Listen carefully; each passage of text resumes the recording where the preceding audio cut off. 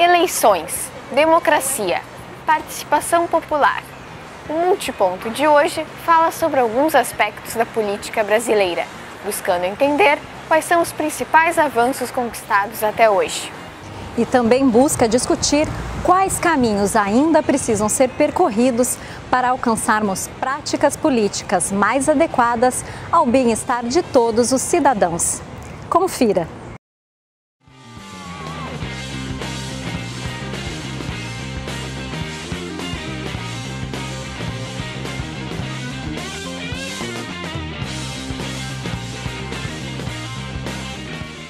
Depois de mais de 25 anos do fim da ditadura e a volta da democracia, os cidadãos elegem seus representantes e podem exercer seus direitos políticos.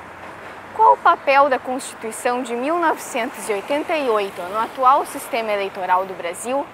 E quais os principais avanços que ela representa na vida dos brasileiros? A Constituição de 1988, ela criou, instituiu um novo paradigma de Estado. Nós podemos dividir a história da República Brasileira antes e depois da Constituição de 88. No que diz respeito ao exercício político dos poderes que, na verdade, pertencem ao povo, isso está estabelecido já no parágrafo único do artigo 1º, são exercidos pelos três poderes, legislativo, executivo e judiciário, de forma independente e harmônica. Dois destes poderes têm as suas investiduras ligadas ao voto popular, que são os poderes legislativo e o poder executivo. Relativamente aos direitos políticos, nós temos os direitos políticos de votar e os direitos políticos de ser votados, tá? São, no caso, os nossos candidatos aos cargos eletivos, seja no legislativo, seja no executivo.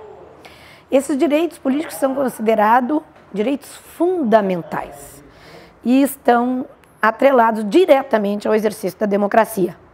Democracia esta que, pela Constituição, se estabelece como uma democracia representativa e participativa. O Brasil comemora esses 25 anos de eleições porque na nossa história política nós não tivemos um período tão longo de democracia, no sentido de que as eleições são corriqueiras, elas acontecem de 2 em 2 anos, né? Não há nenhum movimento que questione a eleição, ao contrário, há movimentos que reforçam a importância das eleições, não há um nível de abstenção ou de desprezo às eleições, então, sem dúvida, 25 anos é um momento de comemoração para a nossa democracia, porque o Brasil não teve essa experiência tão longeva como esta. Fui deputado federal constituinte, mas essa trajetória na Assembleia Nacional Constituinte me deu assim uma felicidade danada e uma honra incrível, né? Porque eu tive a oportunidade de fazer a Carta do Brasil. É o período mais longo que nós temos de democracia no nosso país e nós estamos, os cidadãos, aprendendo a participar da vida política. O sistema partidário brasileiro, como houve uma série de mudanças nas regras e como houve também mudanças no perfil socioeconômico e atitudinal do eleitorado, isso teve efeito sobre o sistema partidário. Portanto, o sistema partidário ele é fruto de regras, de um lado, e do comportamento dos eleitores, ou seja, das demandas e ofertas se articulam para gerar um sistema partidário atual. A própria Constituição ela foi elaborada num momento que nós estávamos saindo da ditadura, né? Então era um momento político completamente diferente do momento que nós temos hoje. Então eu acho que hoje nós já temos uma democracia, já avançamos mais na democracia, já estamos bem mais maduros, e eu acho que então essas revisões, inclusive não só da reforma eleitoral, quanto da Constituição, já deveríamos fazer uma nova. Nossa Constituição ela é tem muitos detalhes, até porque tinha uma preocupação, porque nós vimos de uma ditadura, né? Então as pessoas que elaboraram essa Constituição, elas tinham essa preocupação em prever tudo dentro da Constituição. Então a nossa Constituição foi muito importante, é importante, mas eu acho que também tem pontos que nós já deveríamos estar revisando. A Constituição de 1988, a grande importância dela é que ela restaurou a plenitude do Estado de Direito no Brasil. Ela restaurou a democracia na sua plenitude, a modernização da Constituição em institutos específicos e próprios que garantem direitos e liberdades. Então, nas relações entre o poder político e os cidadãos, entre o poder político e as pessoas, a Constituição também fez uma obra notável. No nosso atual sistema eleitoral, a Constituição de 1988 não tem papel nenhum. O que tem papel no nosso sistema eleitoral é a lei eleitoral, né, que é posterior à Constituição. O que nós temos? Nós temos um sistema eleitoral que de dois anos nós temos eleições para presidente, governador, senadores e deputados estaduais e federais em 2 anos, depois de 2 anos são as eleições para município e para prefeitos. O sistema eleitoral no Brasil, ele tem algumas características, ou 4 indicadores, que é a magnitude do distrito, ou seja, o número de cadeiras que é distribuída para cada um dos estados da federação. O mínimo de cadeiras é 8 e o máximo de cadeiras é 70. Outra característica do sistema eleitoral diz respeito aí ao tipo de lista aberta ou lista fechada. No Brasil, nós adotamos a lista do tipo aberta para a escolha dos deputados. E, além disso, o nosso sistema para a escolha é um sistema proporcional para a escolha desses deputados. E, além disso, o fato de ser inserido o segundo turno nas eleições majoritárias para cidades com mais de 200 mil habitantes.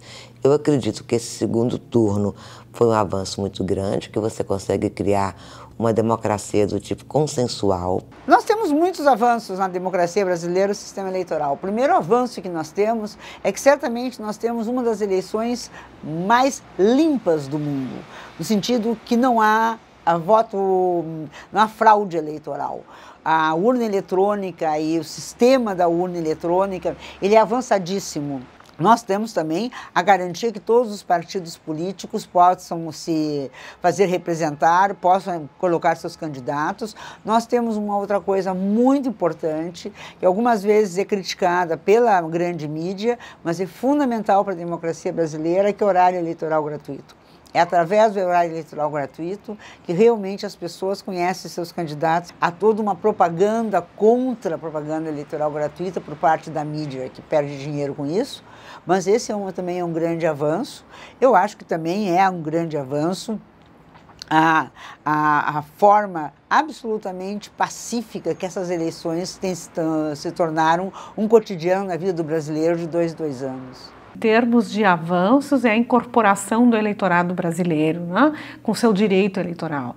Nós temos, durante toda a história republicana brasileira, esse é um momento, a nova democracia é um momento em que foi incorporado o maior percentual da população brasileira no processo eleitoral, com direito a votar.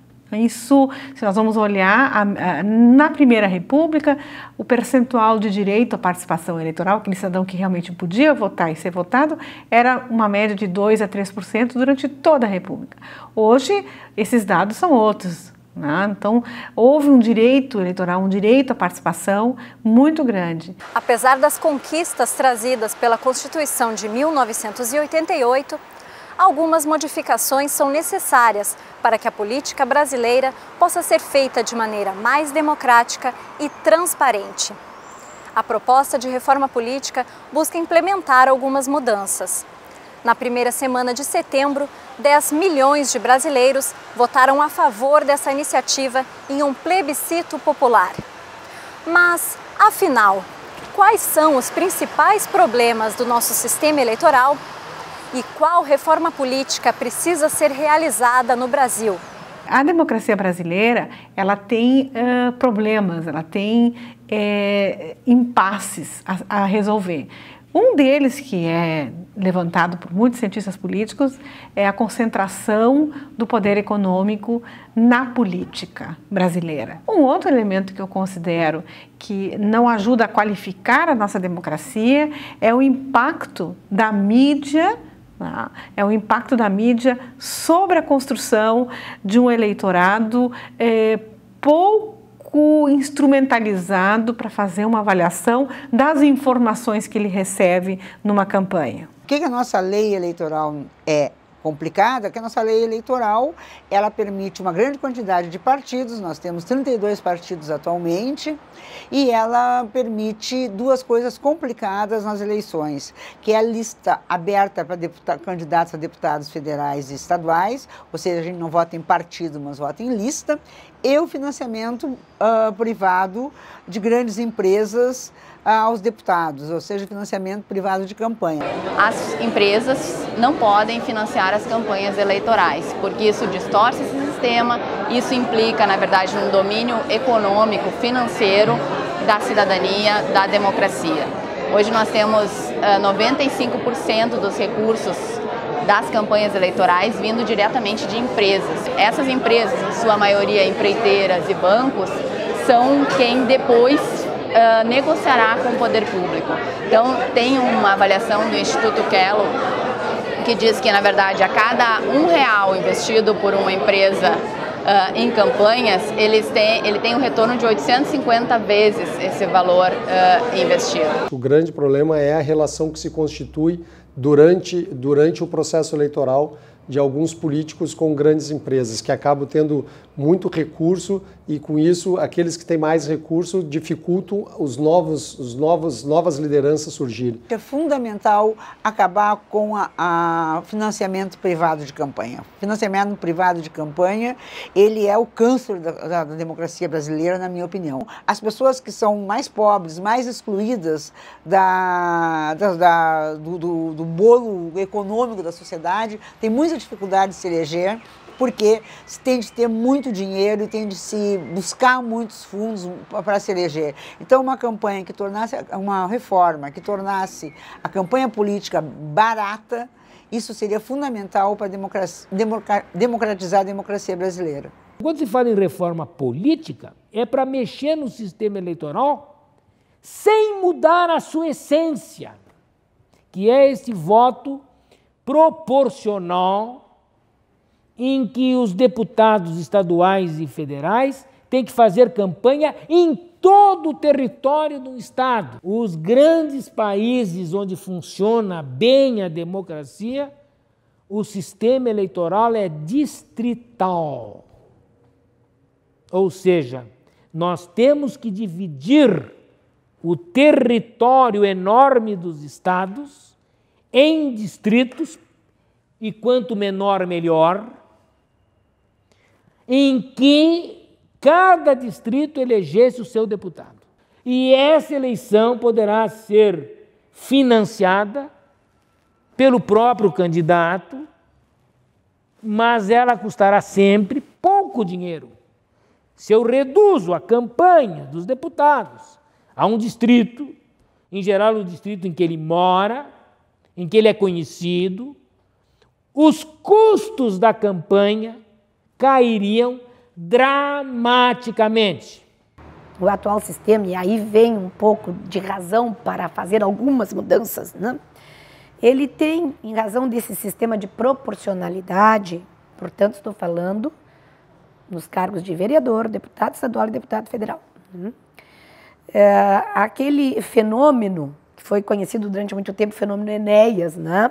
Pelo nome de Enéas, de que um partido pequeno, um partido sem muita repercussão, de repente coloca um candidato. O caso do Enéas não foi esse, foi algo natural, ninguém calculava que isso acontecia.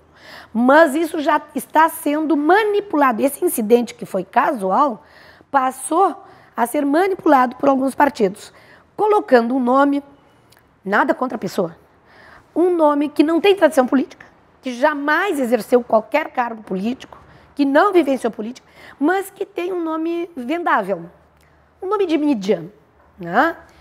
E aí, o que acontece? Acaba esta pessoa carregando muitos votos e acaba elegendo candidatos que jamais se elegeriam em razão do sistema proporcional. No caso do Enéas, o número que ele alcançou eu não me recordo, mas ele acabou trazendo mais 5 candidatos do partido, era o Prona na época, né? Sendo que 3 desses candidatos, um teve 200 e poucos para deputado federal, outro teve 300 e poucos votos e o outro 400 e poucos votos. Desde quando em São Paulo um candidato a deputado federal com 400 votos, 300 votos, 200 votos se elege? Não se elege nem em Porto Alegre. E por vezes acontece o inverso. Um determinado partido tem um nome forte, que tem tradição, politicamente falando. Só que ele não consegue alcançar, porque os demais não conseguem votos, a soma de todos não consegue alcançar o quociente eleitoral, o partido por todo ganha menos que isso. Ele não vai fazer nenhuma vaga. Isso já aconteceu aqui no Rio Grande do Sul, inclusive. Então, essas questões, elas têm que ser debatidas e discutidas e elas estão pedindo para reformular. Atualmente, se a gente for olhar o programa eleitoral gratuito, nós vamos ver que os partidos são muito pouco falados e isto é uma fragilidade da nossa... É uma fragilidade no mundo inteiro atualmente, na verdade, mas é uma fragilidade que os partidos não sejam mais fortes. Então, se a gente tiver uma lista que a gente tem de votar na lista, mesmo que haja uma possibilidade de ordenar a lista, mas votar no partido primeiro, depois no candidato, isso é importante. O partido vai me apresentar nomes de uma lista votada dentro dos partidos, mas também em eleições diretas, não vai ser definido pelos caciques do partido, vai ser em votação direta, naquela ideia de fortalecer as agremiações partidárias. A agremiação vai te mostrar uma lista de nomes eleitos pelos correligionários e o cidadão vai poder escolher nomes daquela lista. Esta quantidade de siglas que sequer o povo conhece, né? E nós temos também, e aí se produzem algumas coisas assim, da maneira mais insana possível, da maneira mais doentia possível, que é, por exemplo, a coligação na proporcional. Ou seja, 2 ou 3 partidos se unem, né, para eleger proporcionalmente os vereadores, ou deputados estaduais ou federais, enfim, né? Olha, isso não pode acontecer. Um outro fato no Brasil que eu acho bastante problemático, já dito por vários outros analistas, é a permissividade das coligações. As coligações confundem o eleitor, as coligações não apresentam os partidos, eles se apresentam durante o período eleitoral, mas elas não formam coalizões governamentais, só coalizões eleitorais. O número de partidos que são apresentados nessas coalizões, eles servem muito mais para aumentar o número de tempo no horário gratuito de propaganda eleitoral, logo depois elas não servem para governar. Então eu acho que as coligações elas não reforçam e não contribuem para consolidar o sistema partidário brasileiro. Trata-se de impedi-las? Não. Trata de se pensar em federações. Federações seriam tipos de coligações que devem ter necessariamente uma permanência um pouco maior do que o período eleitoral, por exemplo, 2 anos. Isso ajudaria a reestruturar melhor, do meu ponto de vista, o sistema partidário brasileiro. Em junho de 2013, milhões de brasileiros foram às ruas expressar a sua insatisfação com a qualidade dos serviços públicos e exigir mais direitos para as minorias. Cartazes com a frase "não me representa" evidenciaram a distância que existe entre a sociedade civil e os ocupantes de cargos públicos políticos. Mas afinal, existe mesmo uma crise de representatividade? De que maneira os brasileiros podem participar mais ativamente da vida política do país? Democracia participativa não vinga no seu estado natural, onde o próprio povo governaria. Não há como, as coisas ficaram muito complexas. Então, chama a atenção exatamente de como se deve dar essa democracia representativa, que vem exatamente linkada pelos chamados direitos eleitorais, ou o direito eleitoral como um todo. Porque é através das eleições que se faz as escolhas dos governantes. Parece que nós estamos vivendo realmente alguns sintomas de uma sociedade que passa por uma certa cultura pós-materialista, onde o eleitor é extremamente volátil, ele é diversificado e ele é self. Ele é um self, ele se vê e quer ser representado. Representação não é isso. Representação não sou eu mesmo. Representação é algo que ultrapassa a mim mesmo. Quando a gente fala em representação, fica essa coisa das famosas manifestações das pessoas com cartazinho feito em casa, ninguém me representa, e daí, tudo bem, vai para casa, então dormir se ninguém te representa.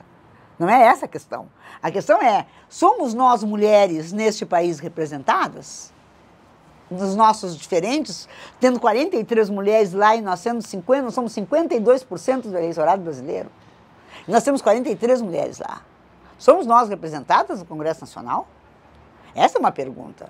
Se nós pegarmos, nós temos mais de 50 pessoas entre pardas e negras no Brasil, deve ter 10 representantes lá, são eles representados? Nós temos uma população indígena no Brasil, quantas pessoas estão lá? Nós temos uma grande massa popular de pessoas de classe B, classe C, classe D, pessoas trabalhadoras, essas pessoas estão representadas lá, é isso que a gente tem de pensar como representação. Nós fizemos uma pesquisa com jovens de Belo Horizonte em 2010 e nota-se que houve uma extrema redução no número de indivíduos, de jovens que participam. E são canais abertos, o movimento estudantil ele é aberto. Você não tem uma norma para participar, o movimento sindical é aberto, o movimento popular é aberto. Por que eles não estão participando?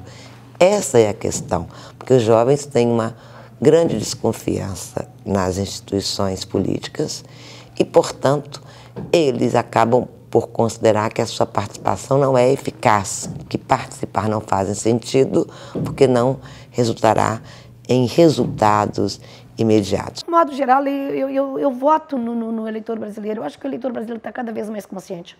Não que tenha alcançado um estágio ideal, mas eu percebo isso, né? Eu percebo que há um crescente nisso. Aquela coisa de ficar votando no papelzinho que achou na rua, você só vai ver isso por exceção. A grande maioria carrega lá a sua colinha, fez as suas escolhas. O eleitorado brasileiro sofre, eu acho que isso não é só uma característica do eleitorado brasileiro, mas também do eleitorado brasileiro, de uma hiperinformação. Né? E ele não tem tempo de filtrar essa informação, de ver, de refletir sobre essa informação que ele recebe. Né? Então, a influência dos meios de comunicação, dos novos meios de comunicação, sem dúvida, criam, né, uma dificuldade ou uma hiperinformação que exigiria mais o eleitor para ver a fonte dessa informação. No Brasil, é interessante que, apesar da popularidade das redes sociais, a popularidade do Facebook, não é por aí que está se fazendo a campanha. A gente sempre pensou, nós que analistas, sempre pensávamos que a internet ia ser um grande espaço e ainda parece mentira, o grande espaço de informação é o programa eleitoral gratuito. É interessante isso, porque se pensou que essa vez ia dar agora vai dar a explosão da propaganda pelas redes sociais e não deu. A participação do cidadão, que é o verdadeiro titular do poder soberano, se dá através, por exemplo, de plebiscitos, através de iniciativas populares para a produção de uma nova lei. A própria lei da ficha limpa, ela nasceu de uma iniciativa popular. É interessante pensar que a democracia prometeu, uma das suas promessas é de que o cidadão não seria apático, ou seja, que quanto mais aumentassem as instituições nos quais ele pudesse participar, mais ele participaria. A gente nota que essa promessa da democracia não foi cumprida. Aumentaram-se os espaços para a participação, mas não aumentou, na mesma proporção, o número de indivíduos dispostos a participar, nem mesmo quando são incluídos mecanismos de participação direta como plebiscito e referendo. É raro as pessoas que vêm até a Câmara para acompanhar uma sessão do Legislativo. São raras as pessoas que querem um informativo, que pegam um informativo do seu candidato. As pessoas não conseguem nem saber em quem votaram na última eleição, né? Então, por quê? Porque elas não acompanham o dia a dia do seu político. São muitos os escândalos, são muitas as promessas não cumpridas. Existem razões para desencanto, sem dúvida nenhuma. Mas, de um modo geral, a vida também nos oferece desencantos. E nem por isso a gente desiste da vida. Eu acho que a gente precisa de uma grande discussão e precisa novamente retomar o ideal político, o amor político e a paixão pela vida pública. Não a paixão pelo dinheiro, não a paixão pelo negócio, que hoje nós temos no Brasil uma democracia do dinheiro. Eu acho que nós deveríamos fazer campanhas para que as pessoas participassem mais da política, não só como candidato, mas participassem do dia a dia, acompanhassem a política, discutissem política, porque só assim nós vamos ter uma democracia mais forte. A frustração com a política, ela vem de uma concepção, do meu ponto de vista, de dificuldade de compreensão do que é a natureza do fenômeno político. A natureza do fenômeno político, a construção do consenso, a construção da governabilidade, ela, sem dúvida, ela exige do indivíduo uma capacidade de sair de uma perspectiva de si só, né? E exige um cálculo de aceitação de um nível de frustração.